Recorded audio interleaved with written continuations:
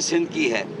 میں اس قتل کی جہاں مذمت کروں گا وہاں اہل خانہ لواحقین اور جو پسماندگان ہیں ان سے تعزیت بھی کروں گا اور انہیں یہ بھی یقین دلاؤں گا کہ 72 گھنٹے کے اندر اگر قاتلوں کو گرفتار نہ کیا گیا اور جو احتجاج صحافتی برادری اور اہل خانہ اور طارق متین اور ان کے اہل خانہ کرنے جا رہے ہیں، ہم ان کے ساتھ ہوں گے، دن رات ان کے ساتھ ہوں گے.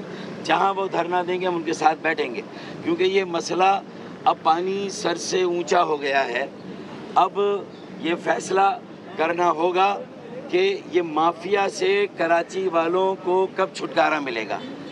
یہ حکومت سندھ میں جو مافیا ہے وہ وائٹ کالر کرائم کر رہا ہے اور جو پولیس اسٹیٹ بنا کر کراچی کو کالونی بنا کر کراچی پر اپنے قبضے کی تکمیل کے لیے پولیس کو کھلی چھوٹ دی گئی ہے اور وہ مختلف جرائم پیشہ گینگ کی جرائم پیشہ گروہ کی سرپرستی کر رہی ہے. تو یہ ایک مافیا ہے جس کراچی جس کے حوالے کر دیا گیا ہے. ہمیں اس پورے عمل کو دیکھنا ہے اور اس کے خلاف ایک مؤثر کارروائی کرنی ہے. ایک بہت بڑا لاوا پک رہا ہے، لوگوں میں ایک شدید نفرت اور ایک رد عمل ہے، ایک اشتعال ہے. سب ٹھاٹ پڑا رہ جائے گا جب لاٹ چلے گا. بنجارہ حکومت سندھ کے لیے یہ آخری موقع ہے.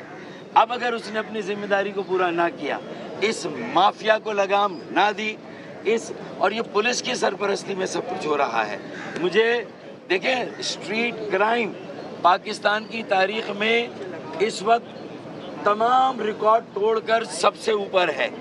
پچھلے سال 21 کے قریب لوگ اسٹریٹ کرائم میں اس طرح شہید ہوئے تھے. اب صرف 2 ماہ کے اندر 1.5 ماہ کے اندر 16 سے زیادہ افراد جہاں بحق ہوئے اور شہید ہوئے ہیں. میرے خیال میں یہ قیمتی جانیں ضائع ہوئی. ٹیکس دینے والا شہر کراچی چلتا ہے، پاکستان چلتا ہے. 70% ٹیکس ہم دیں اور ہم ہی غیر محفوظ، ہمارے بچے غیر محفوظ. کوٹا سسٹم کی غیر آئینی تلوار میں بھی وہ 2 دھاری کئی دھاری تلوار میں کاٹے جائیں. یہاں کے ڈومیسائل پہ ہمارے بچوں کو نوکریاں نہ ملے، دوسروں کو ملے. ایک ڈپٹی کمشنر کا ڈومیسائل کراچی کا نہیں، 7 میں سے کمشنر کا ڈومیسائل کراچی کا نہیں. آئی جی، ڈی آئی جی اور زیادہ تر ایس ایس پی جتنے بھی لگے ہوئے کسی کا ڈومیسائل کراچی کا نہیں ہے. تو یہ بات بھی درست ہے کہ یہ ایلین کے حوالے کر دیا گیا ہے. کہیں سے ایلین کو لا کے ایک مذموم عزائم اور مقاصد کے لیے بٹھایا گیا ہے کہ لوٹ مار لوٹ مار لوٹ مار. شہریوں سے ٹیکس بھی لیا جائے، ریونیو بھی لیا جائے اور اس طرح سے بھی دونوں ہاتھوں سے لوٹا جائے. پھر ہر گلی ہر محلے میں رات کو گاڑیوں کی ساری قیمتی اشیاء نکالی جاتی ہیں. موٹر سائیکلیں، گاڑیاں محلوں سے اٹھائی جا رہی ہیں.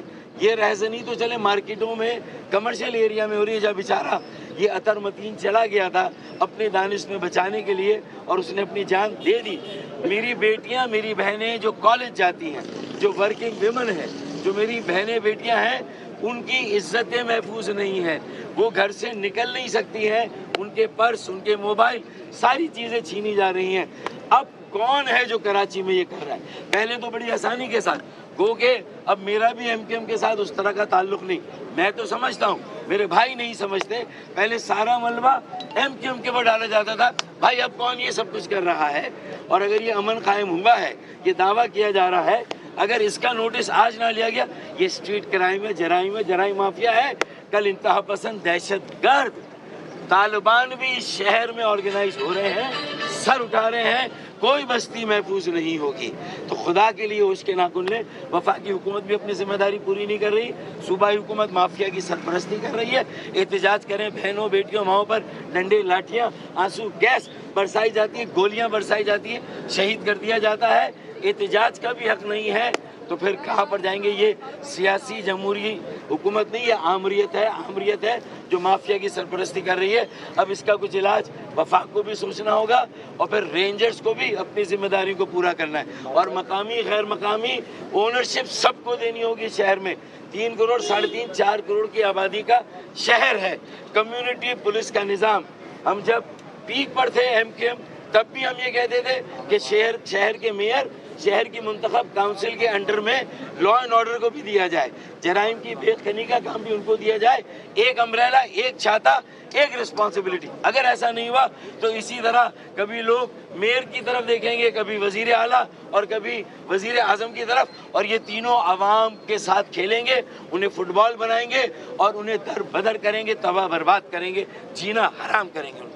ये बताइएगा, आप ये बात तस्लीम कर रहे हैं कि सिंध हुकूमत के साथ साथ वफाकी हुकूमत भी इसमें मुकम्मल नाकाम नजर आ रही है कि सिंध के अलावा दीगर सूबों में भी इस तरह के वाक़यात रौनुमा हो रहे हैं? मुझे बताए ना, गवर्नर इमरान इस्माइल और सदर पाकिस्तान, उनके पास इदारों की रिपोर्ट्स आती हैं। क्या रिपोर्ट्स है हुकूमत सिंध की कारकर्दगी की, उस पर आज तक काउंसिल ऑफ कॉमन इंटरेस्ट का जो एक आईनी इदारा है उसका इजलास बुलाकर क्यों नहीं वो रिपोर्ट सामने रखी जाती, क्यों हालात को बिगड़ने दिया जाता है, ताकि फिर सारा इल्ज़ाम सिंध हुकूमत पे डाल दे या कराची के मुख्तलिफ गिरोहों को, और फिर सियासी जमातों में अगर उन्होंने शेल्टर लिया हुआ माफिया ने, हर जमात में भी माफिया है, मैं इससे इनकार नहीं कर रहा, हर जमात में माफिया है। इस माफिया से कराची वालों को अगर निजात नहीं दिलाई तो पाकिस्तान का बट्टा बैठेगा और सब ठाट पड़ा रह जाएगा जब लाट चलेगा बंजारा। बहुत बहुत शुक्रिया।